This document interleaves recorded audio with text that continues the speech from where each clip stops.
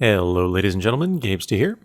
This is the Heroic Raid Guide for Malkorok, the 9th boss in Siege of Orgrimmar. And if you're just looking for a shorter raid guide or any role-specific videos, you can click on the annotations at the bottom of the screen there. So let's begin. So usually for raid composition, I will discuss tanks and healers, and it's pretty standard stuff most of the time. And that doesn't change in this fight. 2 tanks are required. And you'll definitely want to use 2 healers. 3 healers is overkill, and this DPS requirement for this to meet the Berserk is quite tight. However, the actual decision point for your raid makeup will be based on your DPS types. There aren't very many fights that we've seen in this tier that have hindered melee players, but this one is sort of the first one to do that. And in fact, it doesn't actually hurt the players themselves that are melee. Being a melee is just fine on this and actually quite easy. The problem is for your raid, if you have a lot of melee, it's going to be much more difficult to deal with the mechanics of the fight, basically soaking the puddles properly without enough ranged targets. So, ideally you want, between healers and ranged DPS, 6 players minimum to soak up puddles. You can do it with 5, but it's much easier with 6.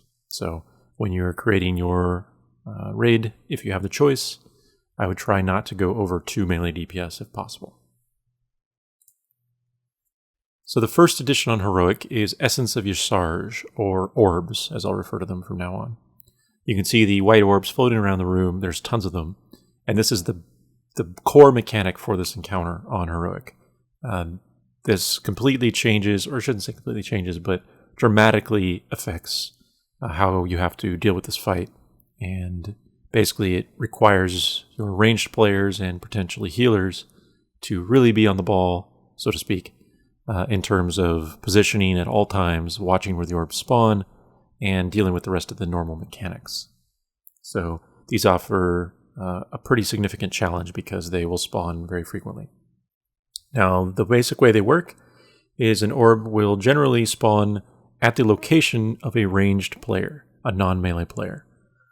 So you'll kind of see that they don't really spawn in melee, so you can see there's kind of an empty gap in the center of the room, and then a lot of orbs around the outsides.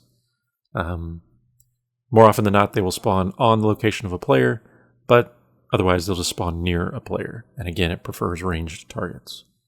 Now, when an orb appears, if you touch it with your body, the most important thing you have to be aware of is that your shield, the ancient Miasma shield that you built up, will be completely destroyed instantly. In addition to that, you'll take 150,000 shadow damage on top of it. So the way to look at it is if you touch an orb, regardless of your shield status, you're going to take 150,000 damage to your base health.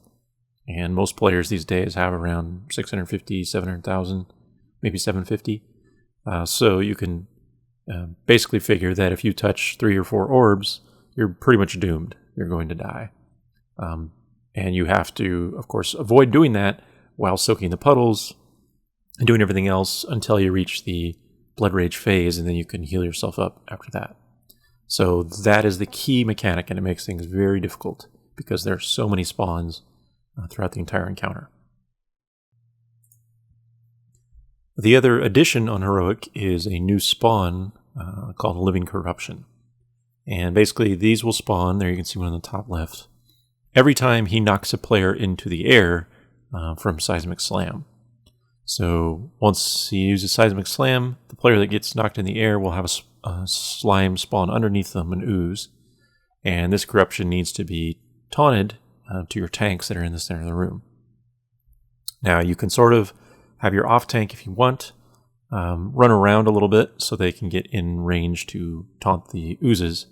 But we found it was best to try to keep ranged players close enough to the center of the room such that when an ooze spawns, their position allows the ooze to be in taunt range within that 40-yard distance. Sometimes it's not always possible, but that is the ideal.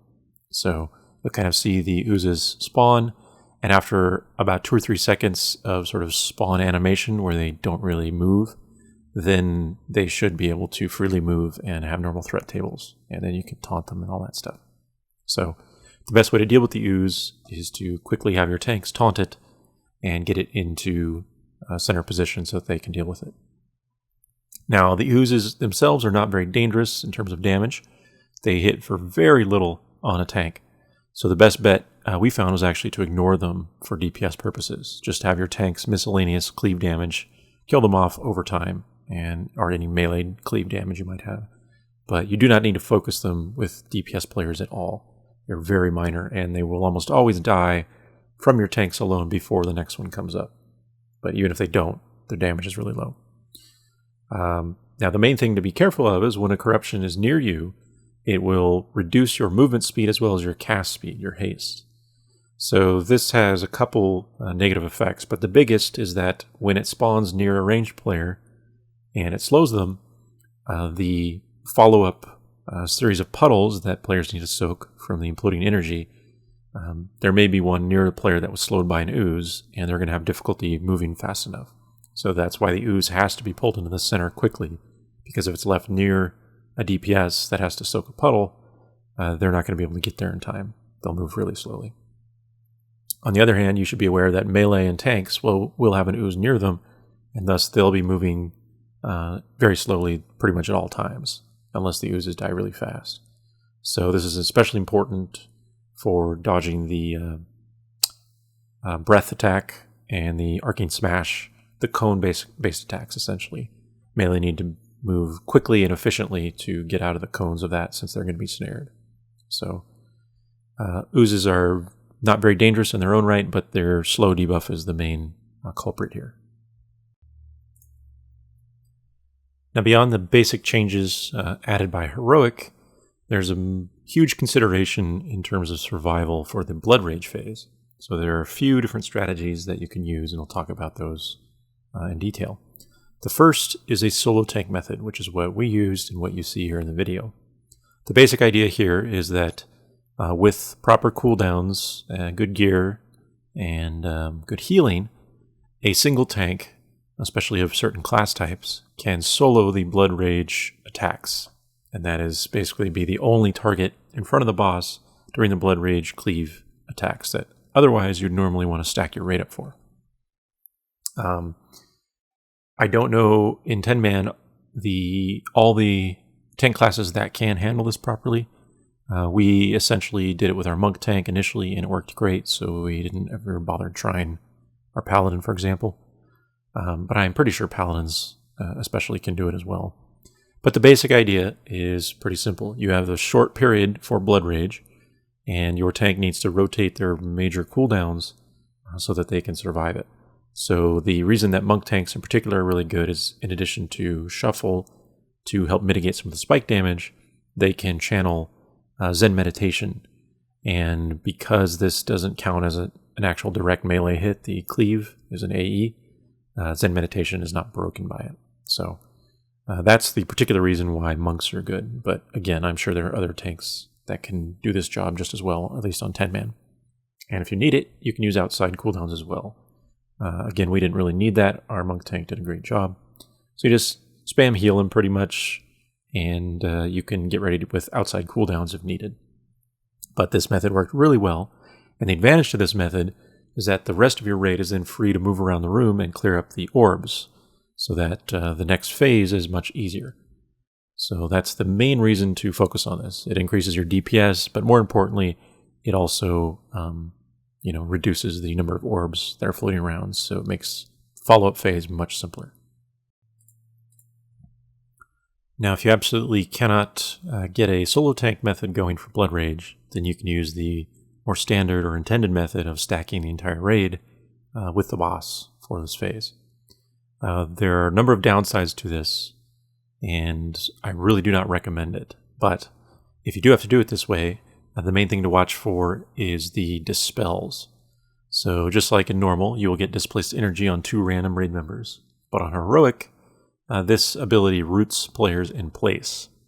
So whereas on normal, once you get the debuff, you run out of the raid and get dispelled, on Heroic you cannot run out. What this means is effectively is that without a way to remove the root effect on the player, basically prevent them from being stationary, they're going to be dispelled and deal about 500,000 damage to the raid that's stacked up, which is pretty deadly. So we experimented for a while when we were initially trying the stack method with various forms of root removal. We didn't confirm exactly everything that works on it, but it seems to be the basic consensus is that you can remove the root portion of the spell, that is, allow the player to run around while they still have the dot debuff. And then once that's removed with whatever root removal you have, then they can run out and get dispelled and then come back into the raid. Again, you'll have to experiment because we did not get a definitive list of what worked and what did not in many of our experiment tests. So anyway, that's the basic goal, though, or basic plan. If you cannot remove the roots in some way and get players to run out before dispels, then you're going to have to use raid cooldowns and time your dispels appropriately. So massive raid cooldowns to reduce the damage, dispel both players, and then you'll get 2 more casts before the Blood Rage phase ends, and then dispel those again. So, as I said, the stack method is brutal, and I do not recommend it. I would highly recommend trying a 1-tank option if you can figure out a way to do it. The other thing, of course, if you're stacked, you cannot remove the orbs during this phase. So you're going to have to do that very quickly during the transition out of the next phase. And that makes the stacking of the Miasma shield for your healers much more difficult because players are going to be removing it. So if you do the stack method on Blood Rage, you pretty much have to clean up orbs during the normal phase, which loses a lot of DPS, and it's just more difficult for survival purposes. So finally, you can get some more specific healing tips by going to the healer guide at the bottom of the screen there. But as a healer, there are a few things to keep in mind dealing with the miasma on this fight in Heroic. Obviously, the damage for everything is ramped up, plus there are just more potential sources of damage. But the biggest thing is that, try as they might, your raid members can and will touch the orbs around the room. And when they do so, they're going to lose their shield. And if they lose their shield just before soaking a puddle, or something like that, they're going to be in grave danger. So the best thing you can do as a healer is make sure you have a clear indication of the current absorb shield, the miasma shield, on players in your raid. And if they lose their shield or in the red in particular, you need to be inefficient with your healing and spam them up, get them topped off, because otherwise things are not going to go well. So the best thing you can do is spread your healers. They should be in opposite positions of one another, assuming they're both at range, which is likely. You also, as I said in the opening section about composition, you're going to want at least 6 ranged players, ideally, so that you can spread everyone out and soak up the puddles when they come out, leaving the one in the center for one of your melee. Ideally a melee that can remove the snare effect from the ooze that's near them. So in our case, we use our enhancement shaman most of the time. But that's the basic idea, to keep your healers opposite one another so that when one player gets knocked in the air and loses their shield, or they happen to touch an orb and lose their shield, there's a healer close enough that can spam them up. And the other healer is able to focus more on tanks at the time. So I think that covers everything, really, for the Heroic Raid Guide for Malkorok.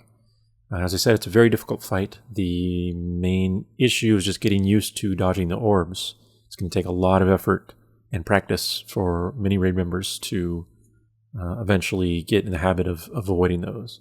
And you'll quickly see the players that lose their shield over and over is because they're touching orbs are going to be the ones dying or getting really low. And you need to maintain your health levels long enough that you can, of course, survive to the Blood Rage phase and then heal up. Once you're in the Blood Rage phase, if you're solo tank it, have all your raid members use cooldowns and run around and pick up orbs during that phase. And then before the Blood Rage phase ends, or rather before Miasma starts again, get everyone topped off, and then you can stack up shields and proceed just like you did before. So that is the Heroic Raid Guide for Malkorok. As always, good luck. Thanks for watching, and if you enjoyed, please subscribe.